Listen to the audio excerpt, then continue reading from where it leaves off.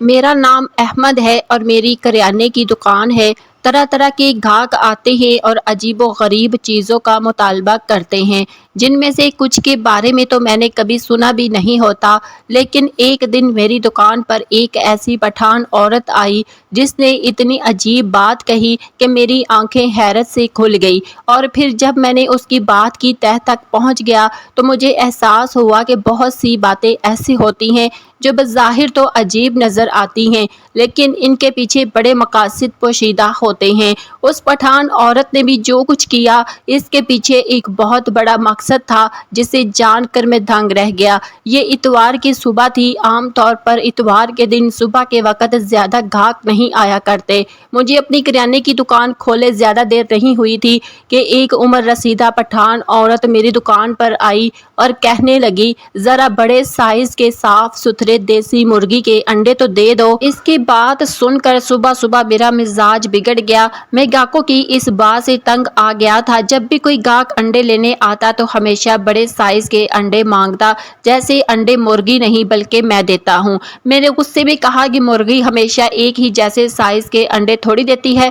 अम्मा, तुम लोगों ने अच्छा तमाशा बना रखा है। मैं कहाँ से बड़े साइज़ के अंडे लेकर आऊँ जो आगे से मिलते हैं? मैं वही तो फरोख्त करता हूँ। मैं मुँह ही मुँह में बुड़बुड़ाते हुए एहतियात से 12 अंडे थैली में डालने लगा। अंडों की थैली हाथ में पकड़ ली। वो औरत बाकायदा एक एक अंडा उठाकर चेक करने लगी। इसकी इस हरकत ने मुझे अजीब गुस्सा दिलाया। अम्मा, तुम्हें अंडा खाना ही है ना? ज़रा सा छोटा बड़ा भी हो गया तो कौन सी तुम्हारी सेहत पर फ़र्क पड़ जाएगा। गहरी नज़र सेहतमंद पठान औरत पर डाली जो बड़ी दिलचस्पी से अंडों का साइज़ देख रही थी। मेरी बात सुनकर उस पठानी ने मुस्कुराकर कहा कि अगर खाने होते तो कभी साइज़ चेक ना करती, लेकिन मुझे अपनी जवान बेटी को अंडों पर बिठाना है, इसीलिए देख रही हूँ। सारे अंडे देसी और बड़े साइज़ के होने चाहिए। उस औरत की बात सुनकर मेरी आंखें फैल गई। या तो वो पागल थी या फिर वो मेरे बिगड़े हुए मजाज से मज़ा ले रही थी। उसने मुझे अंडों के पूरे पैसे पकड़ाए और थैली उठाई दुकान से चली गई। मैं अभी तक नहीं समझ पाया था कि उसने मुझसे इतनी अजीब बात क्यों की। जैसे जैसे दिन निकल रहा था, दुकान पर ग्राहकों का रश बढ़ता जा रहा था और शाम तक मैं उस पठान औरत को भूल गया था। लेकिन रात जो मैं घर आया तो मेरी बीवी ने अंडों का सालन मेरे आगे रख दिया और बेइख्तियार ही उसका चेहरा मेरी आंखों में आ गया। मैंने अपनी बीवी को बताया कि आज एक औरत अंडे खरीदने आई थी, लेकिन उसे अंडे खाने नहीं थे बल्कि अंडों पर अपनी बेटी को बैठाना था, और ये बात मेरी समझ में नहीं आई। मेरी बात सुनकर मेरी बीवी जोर से हंसने लगी और हंसते हुए कहने लगी कि आपका मिजाज हर वक्त बिगड़ा रहता है, इसीलिए अब ग्राहक भी आपका मजाक उड़ाने लगे हैं। भला कोई अपनी जवान बेटी को अंडों पर कैसे बिठा सकता है? बीवी शायद ठीक ही कह रही थी। मुझे छोटी छोटी बात पर बहुत ज्यादा गुस्सा आ जाता था, इसीलिए सभी लोग मुझसे अजीब तरह से पेश आते थे। अगले दिन मैंने दुकान खोली तो फिर वही पठानी औरत मेरे पास चली आई और आते ही कहने लगी, आज बस मुझे 2 ही अंडे चाहिए। रात मेरी बेटी से 2 अंडे टूट गए थे, 10 ही अंडे बचे हैं। 2 अंडे और दे दो और ज़रा बड़े साइज़ के हों। मैंने गौर से उस पठान औरत को देखा। उसका चेहरा बिल्कुल संजीदा था। ऐसा लगता ही नहीं था जैसे वो मजाक कर रही हो।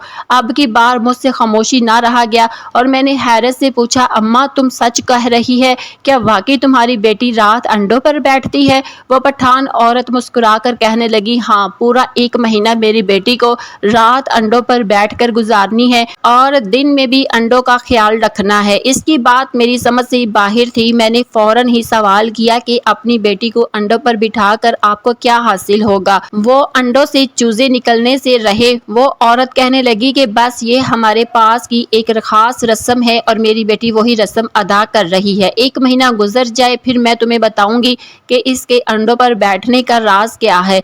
इस पठानी ने तो मुझे अजीब तजस्सुस में मुब्तला कर दिया था। मैंने अपने दिमाग के घोड़ों को खूब दौड़ाया, लेकिन ऐसी कोई वजह समझ में ना आई कि जिसकी वजह से किसी इंसान को बिठाना पड़े। यही बात मैंने अपनी बीवी को बताई। पहले तो वो हैरान हुई, फिर कहने लगी कि आज एक पठान औरत इसके पास सलाई देने के लिए आई थी। शायद आप उन्हीं लोगों की बात कर रहे हैं, क्योंकि पूरे इलाके में सिर्फ वही लोग अनजान हैं, वो भी नए नए हमारे मोहल्ले में शिफ्ट हुए हैं। मैंने अपनी बीवी से कहा कि ज़रा انڈوں کا راز تو معلوم کرو، اگر انڈوں پر بیٹھنے سے کوئی ترقی وغیرہ حاصل ہوتی ہے تو میں بھی تمہیں انڈوں پر بٹھا دوں گا۔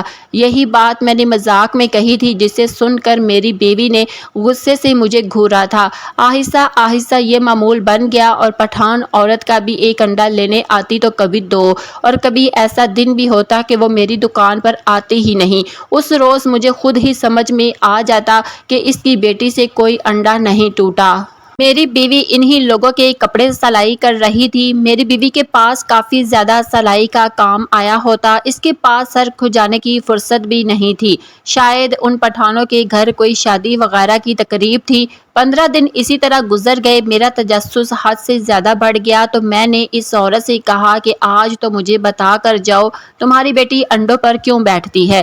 وہ کہنے لگی کہ اگر ایسی بات ہے تو تم خود 15 دن میرے گھر چلے آنا، تمہیں خود پتہ چل جائے گا کہ وہ انڈوں پر کیوں بیٹھتی ہے۔ 15 دن بعد میری بیٹی کی شادی ہے، میں خود تمہارے گھر دعوت دینے آؤں گی۔ اس کے بعد سن کر مجھے اتنا تو سمجھ میں آ گیا تھا کہ اس کی بیٹی کی شادی ہے اور اسے شادی سے پہلے انڈوں پر بٹھایا گیا ہے۔ لیکن کیوں؟ میرا ایک دوست پٹھان تھا۔ شام کو میں دکان بند کر کے اس کے پاس چلا گیا۔ میں نے سوچا کہ اس سے معلوم کروں کہ ایسی کوئی رسم بھی ہے یا نہیں۔ میں شروع سے ہی بہت زیادہ کھوجی تھا۔ اگر کوئی بات میرے ذہن میں اٹک جاتی تو جب تک میں اس کی تہہ تک نہیں پہنچ جاتا مجھے سکون نہ آتا، اور یہ انڈوں والا معاملہ بھی ایسا ہی تھا۔ کافی دیر بعد میں اپنے دوست کے دروازے پر کھڑا تھا۔ مجھے دیکھ کر وہ بہت خوش ہوا، کہنے لگا احمد آج تو یہاں کیسے آ گیا؟ تجھے تو اپنی دکان سے ہی فرصت نہیں ملتی۔ اس کی بات سن کر میں ہنس دیا تھا۔ وہ ٹھیک ہی کہہ رہا تھا۔ جب سے میں نے دکان کھولی تھی میرا سارا وقت دکان میں ہی نکل جایا کرتا تھا، دوستوں کے لیے بھی وقت نہیں تھا۔ کچھ دیر اس کے ساتھ بیٹھنے کے بعد میں نے باتوں باتوں میں اس سے پوچھا کہ تم لوگوں میں شادی سے پہلے انڈوں والی کوئی رسم ہوتی ہے کیا؟ میری بات سن کر وہ حیران ہوا، کہنے لگا پاگل تو نہیں ہو گیا؟ کیا انڈے کھانے کے لیے ہوتے ہیں، رسموں کے لیے نہیں؟ اس کی بات سن کر میں چونک گیا۔ میں نے دوبارہ اصرار کیا کہ کوئی نہ کوئی رسم تو ہوگی نا جس کے لیے دلہن کو انڈوں کی ضرورت پڑتی ہو۔ میرا دوست میری بات سن کر زور سے ہنستے ہوئے کہنے لگا مجھے لگتا ہے احمد تیرے دماغ کا علاج کروانا پڑے گا۔ اب تو کہیں یہ نہ کہہ دینا کہ دلہن شادی سے پہلے انڈوں پر ہی بیٹھ جاتی ہے اور پھر انڈوں سے چوزے نکلتے ہیں۔ مذاق مذاق میں میرا دوست وہ لائن کہہ گیا جو میں اس سے پوچھنے والا تھا۔ مجھے اندازہ ہو گیا تھا کہ ایسی کوئی رسم پٹھانوں میں تو نہیں ہوتی، پھر وہ پٹھان عورت مجھ سے جھوٹ کیوں کہہ رہی تھی، اور پھر بلا ضرورت جھوٹ؟ مگر اس نے انڈے کھانے کے لیے لینے تھے تو وہ سیدھی طرح سے بھی کہہ سکتی تھی۔ میں نے باتوں باتوں میں اپنے دوست کو ساری بات کہہ سنائی۔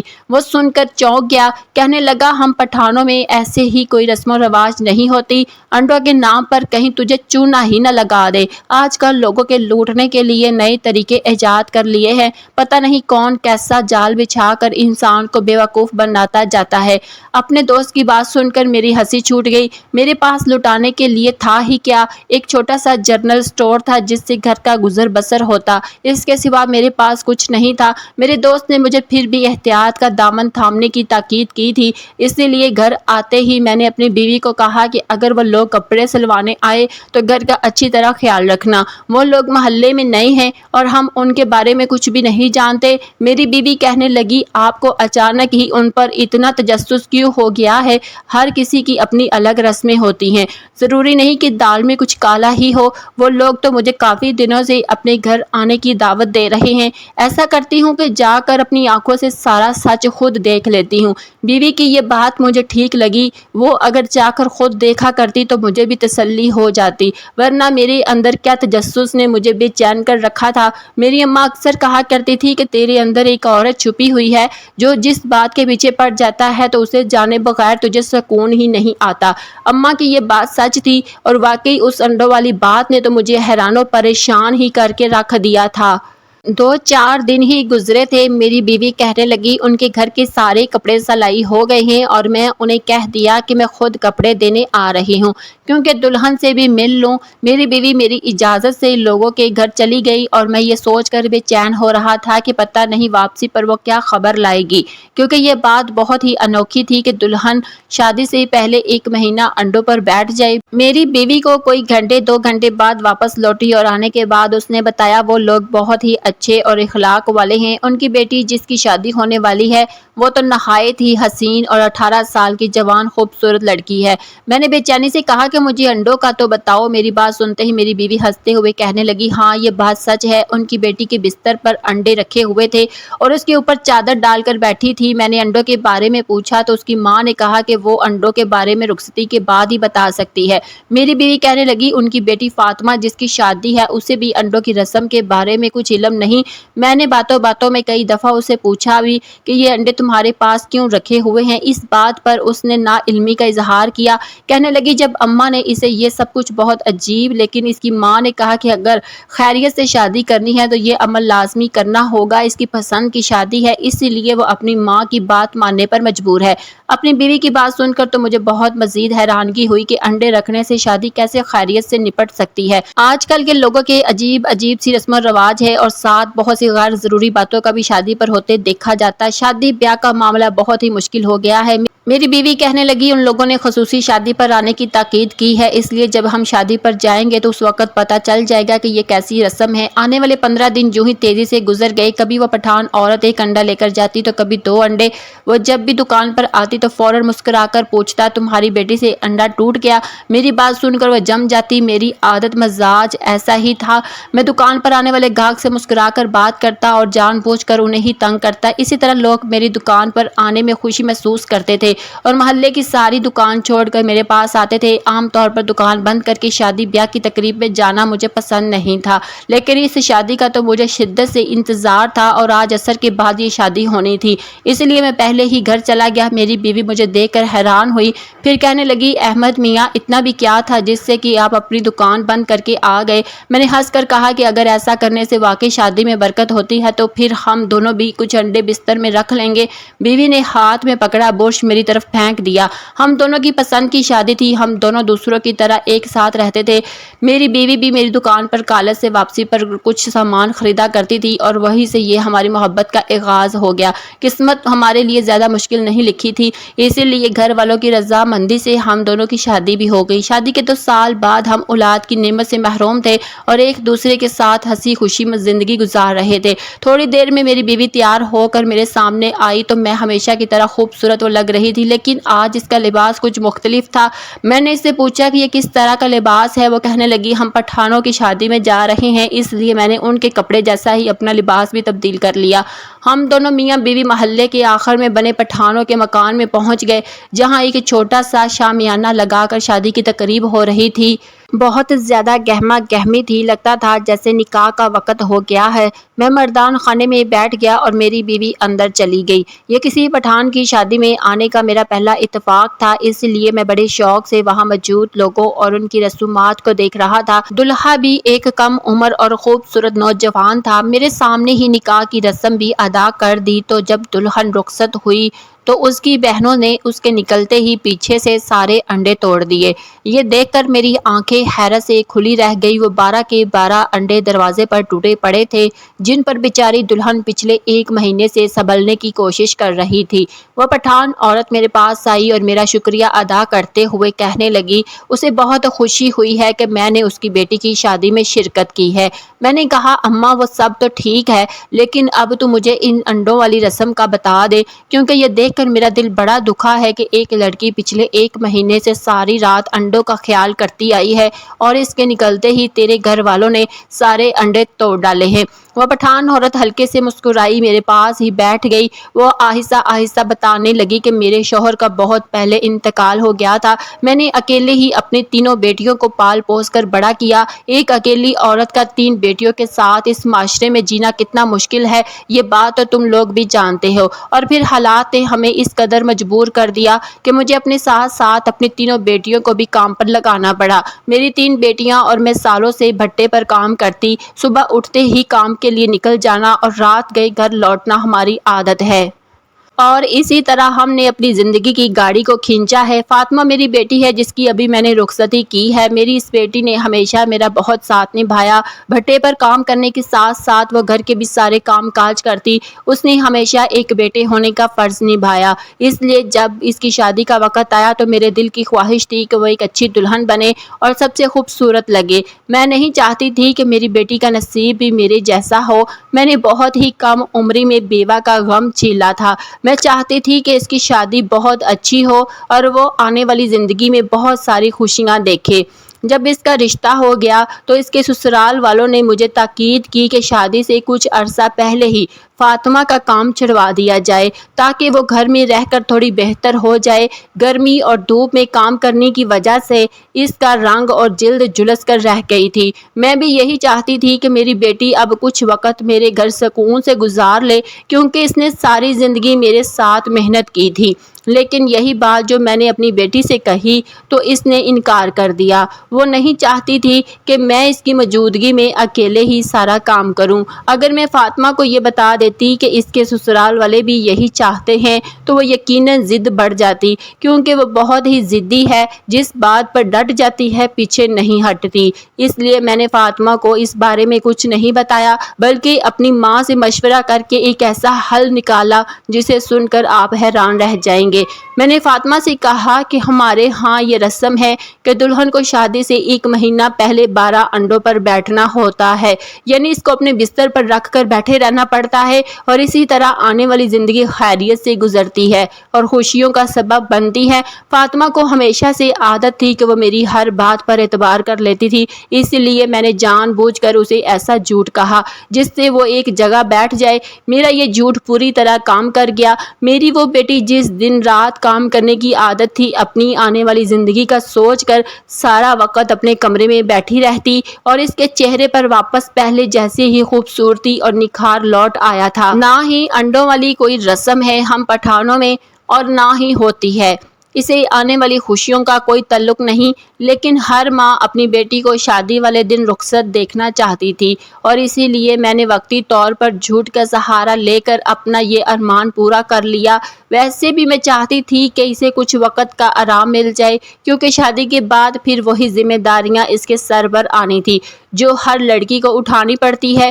وہ پٹھان عورت مسکراتی اپنی دونوں بیٹیوں کی طرف دیکھنے لگی جو اپنی بہن کی رخصتی پر ایک کونے میں بیٹھی آنسو بہا رہی تھی۔ وہ کہنے لگی، ان دونوں کی شادیاں بھی میں جلدی سے کروں گی، اور ان کی شادی کے لیے بھی آپ کی دکان سے انڈے لینے ضرور آؤں گی، کیونکہ یہ دونوں بھی اپنی بہن جیسی ہیں، کم عمری سے کام کرنے کی عادت ہے انہیں۔ ابھی اس قدر متاثر کر دیا کہ انہیں کونے میں بٹھانا ممکن ہی نہیں رہا۔ ہنستے ہنستے اس کی آنکھوں میں آنسو چمکنے لگے۔ یقیناً یہ خوشی کے آنسو تھے جو اپنی بیٹیوں کے مستقبل کے بارے میں سوچ کر آ گئے تھے۔ ہر ماں کی طرح وہ بھی اپنی بیٹیوں کی خوشی کے لیے کوشش کر رہی تھی۔ اس کی باتوں نے میرا دل بھی بہت نرم کر دیا تھا۔ میں نے دل سے دعا کی کہ اللہ اس کی بیٹیوں کو آباد رکھے اور تینوں بچیاں اپنے گھر میں خوش آباد رہے۔ میں اپنی بیوی کا ہاتھ پکڑ کر وہاں سے نکل آیا۔ میرے اندر کا تجسس ختم ہو گیا تھا۔ اب میں یہ سوچ رہا تھا کہ جب میرے گھر میں بھی بیٹی ہوگی تو میں بھی اپنی بیٹی کے لیے ایسے ہی جذبات رکھوں گا۔